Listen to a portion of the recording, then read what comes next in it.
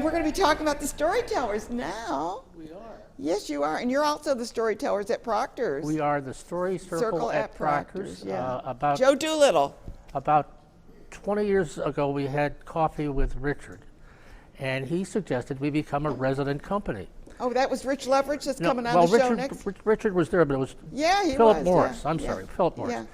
And we said, well, what would that be? He says, well, you could do things in our theater, and you could have a website, and you could call yourself Story Circle at Proctors. And I said, well, that sounds pretty good. So that became our name, and we've been producing shows here ever since. We do a couple of big shows, like a Telebration. Yeah, the Telebration is a big one. And then Word Plays is a series of smaller venues, really designed to feature a theme that will resonate. You have a lot of persistence then. We have a lot of persistence coming up. That's one. And the way this works is we have probably 50 or so storytellers in our story circle. And we brainstorm online, and we come up with ideas, and then we come up with material.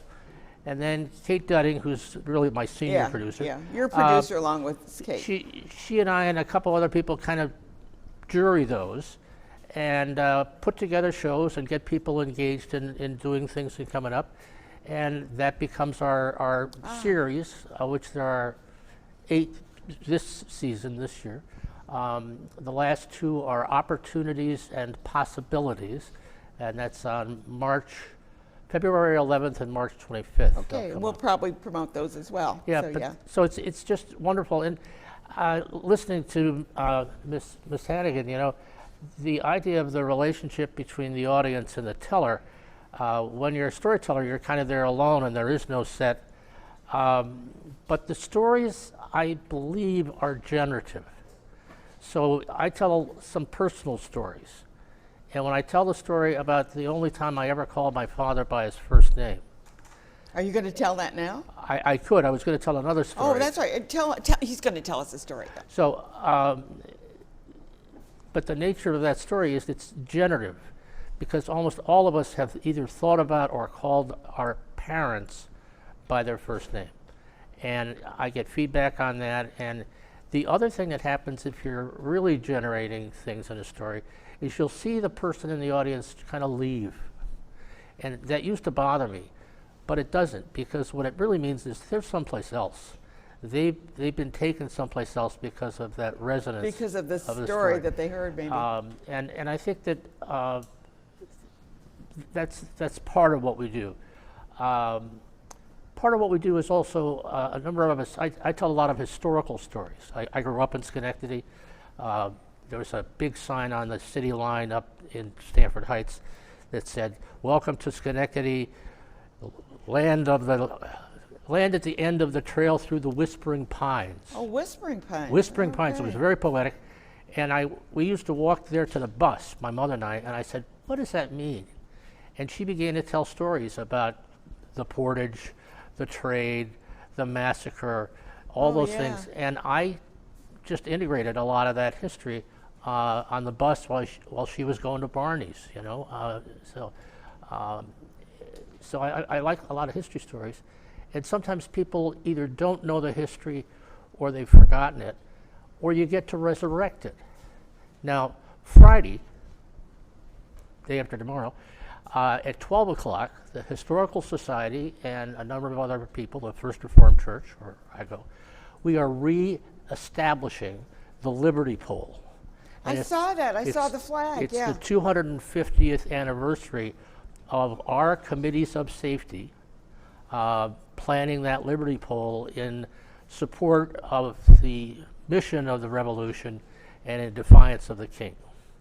And Chris Leonard will be there. Yeah, he's a historian. Yeah, and he's a historian, and he'll be telling a story about that event and some of those people. But that's another attribute of the story, because nobody talks about the Liberty Pole. I was not aware of it until I started seeing it on Facebook and reading about it. And they were a key component of the defiance of the early revolution. And we were there with our pole, and Joseph Yates was pivotal to that, and he's going to be the story I tell. Anyway, so that's the other attribute of it. So we teach a lot when we tell our stories. We like to think we entertain, and we like to think that we bring memories. And I think that's kind of like the theater in a way, because if you see something like Annie, you know, you come home with all these rolling memories, you know. So, and so you are going to tell us a story. You want me to hear? I'm going to tell you a story, and it's the oldest story in modern times. It's been discovered at the Minoan civilization on Crete. So, and I'm going to update it to Joseph Yates, 1785. Okay. And Joseph Yates was the grandperson of the Yates family, and in 1770 he was a linchpin in the Revolution. He was a linchpin in creating a way to get supplies to soldiers at Saratoga. He had a big country estate out in Outlaws. And there's a Yates house in the stockade. Very end of the Church Street in the stockade. Yeah.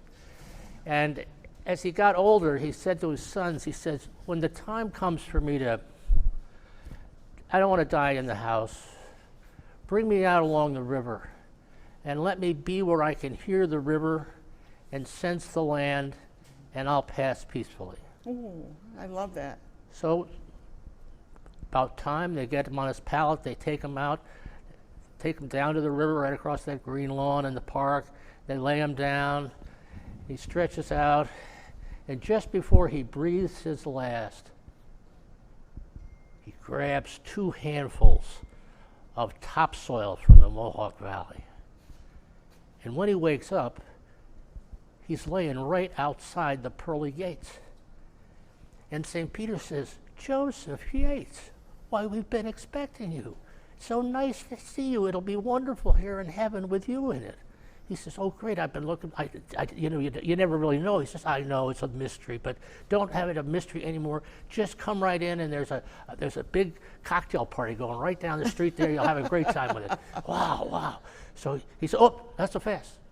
You got to drop whatever you got in your hands, because you can't bring anything from the old world into heaven. Oh, you don't understand. This is topsoil from the Mohawk Valley. This is what has fed and nurtured my family for generations. I'm not leaving it behind. Oh, no. Well, you can't come in. I'll just go sit down, and maybe you'll change your mind. So he sits down. And the word goes back. God gets the word. Well, we have an incident at the gate. So God comes down. He's got his flowing hair and his robes, and he comes up. He says, Joseph, you know, you got the same name as the guy that I had be the pretend father of my kid. It's a great name, you know, doggone. You know, I tell you what, we're having a great setup here. If you just want to come in, I'll walk you in myself. He says, do I have to drop this? Oh, yeah, you can't bring that in. I'll sit here, thank you very much. So God goes in there and says, this guy's got me stumped. Angel says, you know, he used to like to go hunting with this guy, Glenn. They had a place up at a waterfall up north, and maybe that would do it. Maybe we could just dress up like hunters, and maybe he'd want to go hunting, and maybe he got to do it. So he gets all dressed up as a hunter. He goes out. He says, Joseph, we're here. We're going up north. We're going to the waterfall. We're going to hunt. We're going to drink. We're going to play cards. It'll be great. Come on. He says, oh, that sounds good. I haven't been there in a long time. Oh, but you got to drop that. Well, I'm not going to drop that. So the hunter comes back. He says, you know, this guy is persistent. So God thinks for him. He says, you know, nobody I know can ever contain a granddaughter. So one of you guys ought to become a granddaughter and go out there and lasso this guy. So he looks at a guy, and poof, he becomes a granddaughter, 4 years old. And she goes skipping out the door, and she goes skipping on along, and she goes, Pop, Pop, Pop, Pop, it's me, Melissa. You got to come. We got it all set up. We have a big party all set up, and there's room at the head of the table for you. We got turkey and venison and sweet potatoes. You're just going to love it, and you're going to love being there. Well, Joe was kind of tired of sitting on his tail, and he looks at his granddaughter. He stands up, and he dusts off the dirt. And he takes her hand, and together they walk into heaven. And he stops suddenly, and he looks down at her. He says, you didn't tell me. You didn't ask, but I'm looking at my valley. I'm looking at the Mohawk Valley. There's the mountains coming this way, and there's the mountains coming this way, and I know the river goes through it. Why, if this is heaven, this is just like I would ever have wanted heaven to be. She says, that's right, Pop. Heaven is whatever we want it to be. Oh, I love that story. That's such a sweet story. So we need to tell people, when is Persistence? Persistence is at 2 o'clock this Sunday. This coming Sunday. It's $12 at the box office. Okay. There'll be refreshments for that too. It's right after the Green Market, so you could come and browse the Green Market. Green Market and then go and to then that. go to Word Place. And it'll be a great time. We've got 8 wonderful tellers, strong tellers. So they get 8 stories and refreshments and a nice afternoon. Right. It'll be better than nice. It'll be better than nice. Better than nice. Be persistent and go. That's right. Be persistent and go. And and it's so wonderful to be back here with all that's going on. For you guys that are watching, there's so much energy and action goes on behind the screen here. It's a real trip. Yeah. I saw an angel that looked just like my granddaughter right over there. There you go. You never know. Joe, it's so good to see you again. And you don't be a stranger. Come back again.